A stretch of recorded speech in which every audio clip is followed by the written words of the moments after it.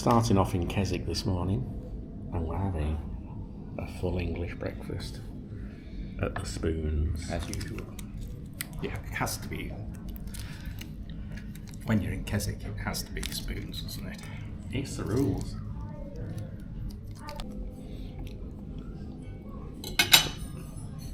Going down well.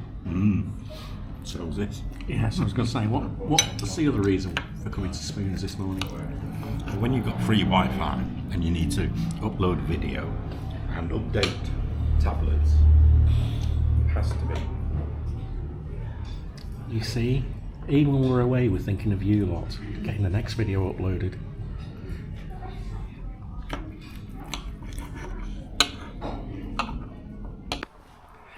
We seem to be visiting a lot of churches. We are. Why? What did you say yesterday? We're getting to that age where we're starting to hedge our bets. We're not coming to the music centre. We are going to have a look at a church. This is a church we're going to look at. This is Crosthwaite Church, Keswick, also known as St Kentigern's or St Mungo's. Crosthwaite Church, Keswick, founded in 553 AD.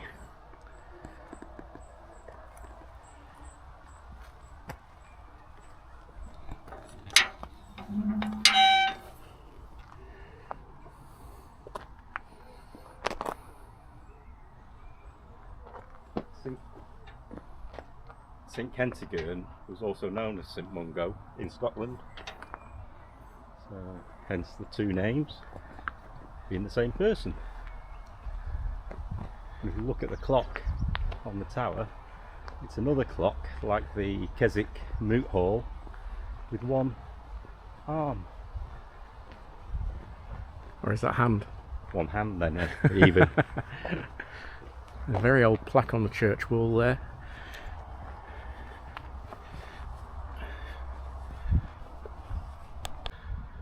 A little bit difficult to read, but a native of Dornoch, near Annan. Well, we've been to Dornoch Cathedral before.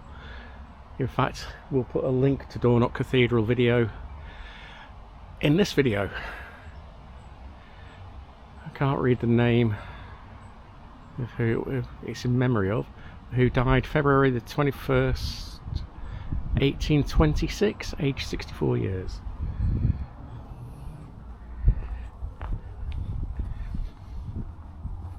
Some big gravestones again.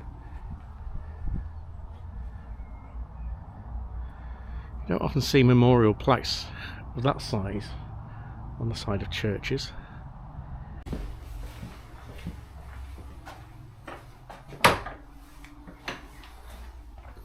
There's a sign on the door saying please keep the door closed in order to keep the swallows out of the main building.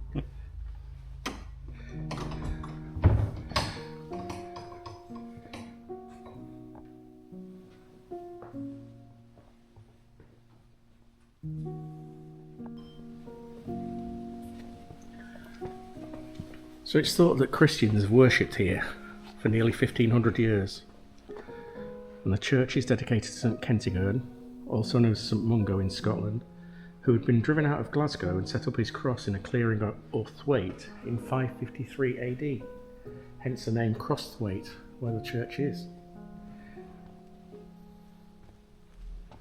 And in the churchyard, which we'll visit in a little while, there are graves of the Pope Laureate Robert Southey, the co-founder of the National Trust and Vicar of Crosthwaite, Canon Rawnsley, and the great railway photographer Bishop Tracy, who I've never heard of.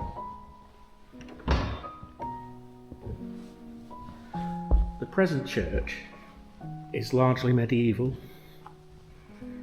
with some Victorian internal alterations.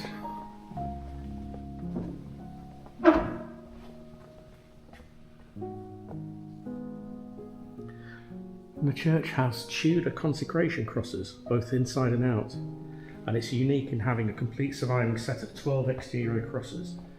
9 interior crosses remain, the other 3 are thought to have been inadvertently destroyed during 19th century attempts at restoration. According to Wilson and Kay, the existence of the crosses shows that the church was consecrated to the English use and not according to Roman Catholic rite. And just here, there's a stone. Edward Stevenson, Esquire, late Governor of Bengal.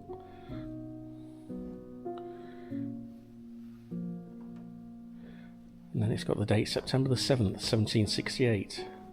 Age 77 he died.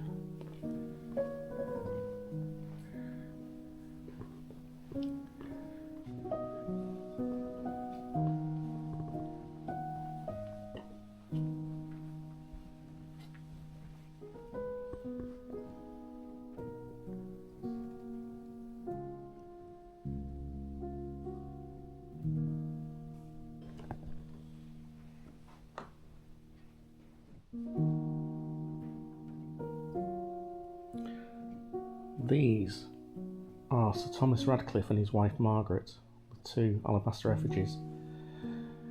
And they're actually wedged under here originally.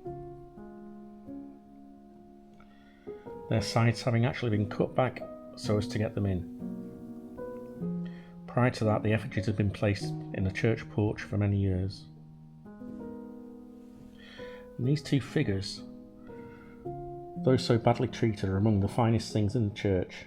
They are of the best English alabaster, quarried at Chellaston in Derbyshire, or Tutbury in Staffordshire, and carved perhaps there, or possibly at Nottingham, or even York. So we don't know really. And here's a memorial stone to Captain Charles Denton of the Regiment of the European Light Infantry, who died at Bombay in 1844. His brother officers and a few friends in India have placed this tablet to his memory as a testament of their respect and esteem.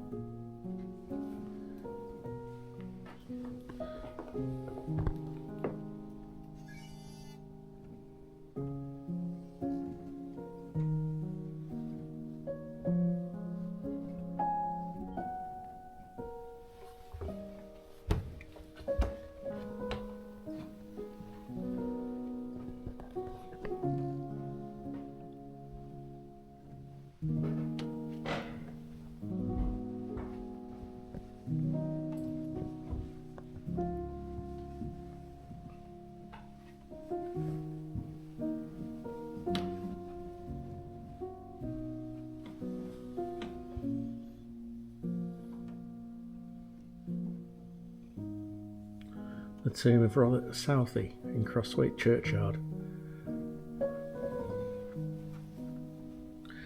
Sacred to the memory of Robert Southey, whose mortal remains are interred in the adjoining churchyard.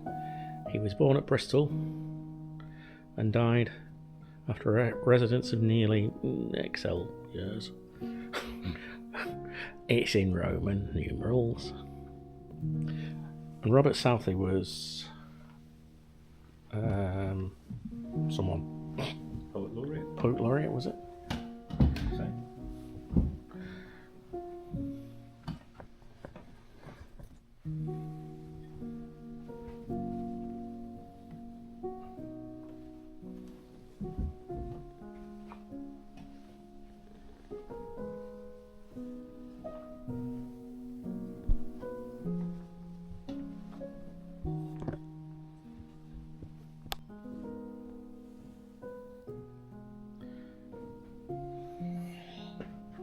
If Wiki comes up.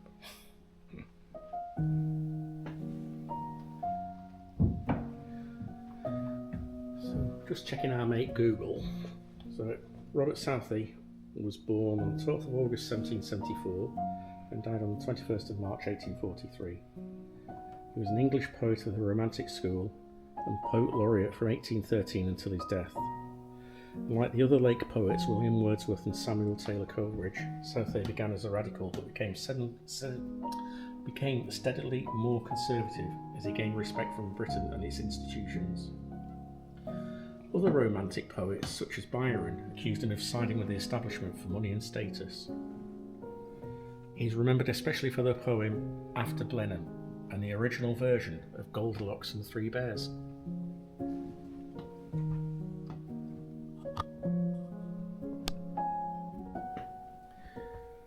Some more interesting facts about Robert Southey. He was in office as Poet Laureate from 1813 to 1843 and was a Poet Laureate for 4 monarchs: George III, George IV, William IV and Queen Victoria. He was preceded by Henry James Pye, but succeeded as Poet Laureate by William Wordsworth.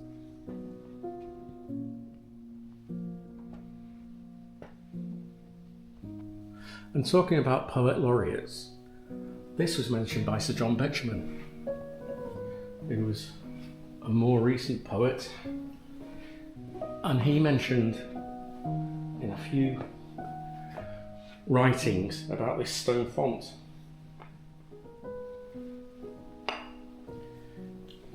He particularly liked the stone carvings on it.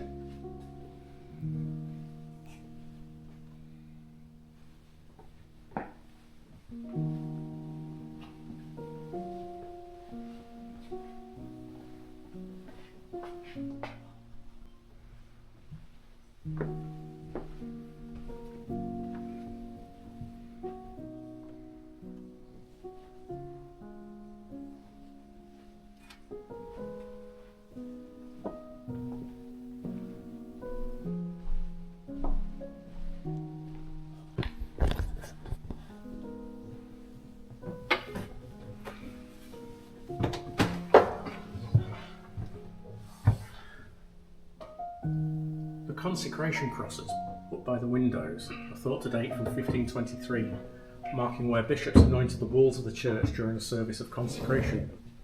Crosthwaite has 12 outside and 9 inside.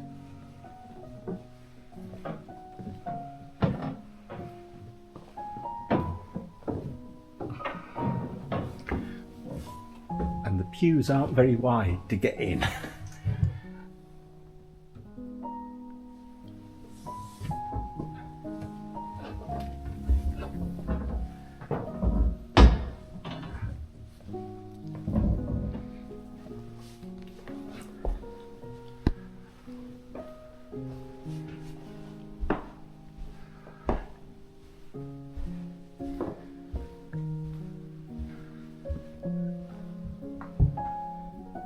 I think some are slightly more obvious than others. Yeah. That one's not.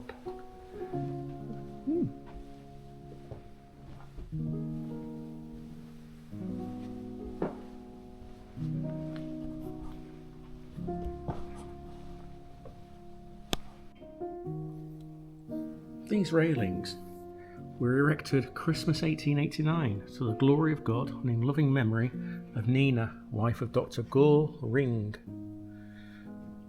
Oh, that's supposed to be one word, it's 2 words on the plaque, and second daughter of William Brown Esquire of Talonfire Hall, who passed to a fuller life. That's a different memorial, isn't it? Nice set of railings as well.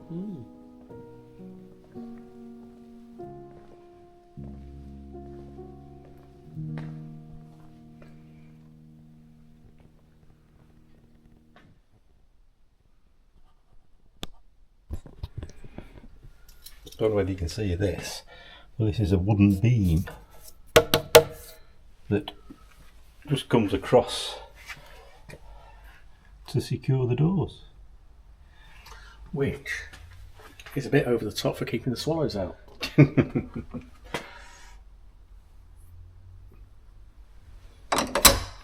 weren't going to get in, were we? No.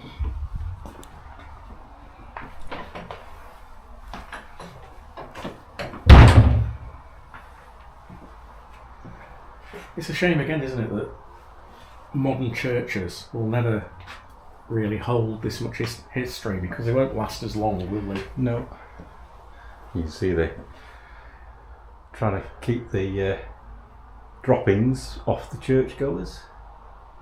And there's a stone up there with a carving on it. It must be from a mason. More recent, I would think, that. Possibly.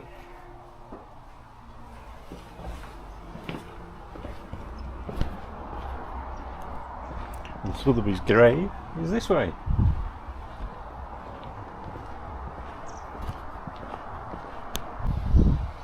We're just heading to Southeast Sotheby's grave now. I've just googled what's his best known poem, and it's Roderick, the Last of the Goths, which was set in Spain and is often seen as his best work. He's not somebody I know. No.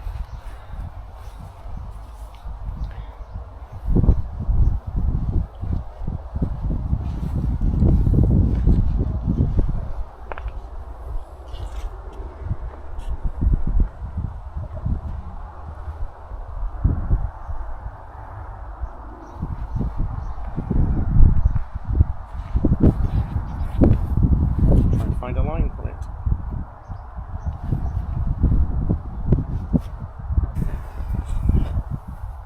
Well, just had a look at the poem, and it's very long, so we'll not bore you with it, but it's not your 5-line limerick that you can knock out in a couple of minutes, because he started writing it in December 1809 here in Keswick, and he finished writing it on July the 14th, 1814. It took a bit of thinking about, Didn't it? There once was a cowgirl called Tilly, or anything like that. So all my English teachers that asked me to write a poem in a lesson should have taken note. You could have started it as you started grammar school and ended it when you left grammar school.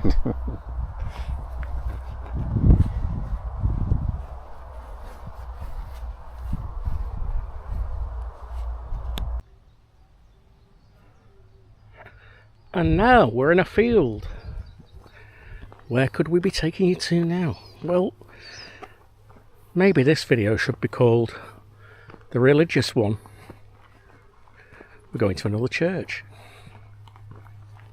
Yeah, we are really.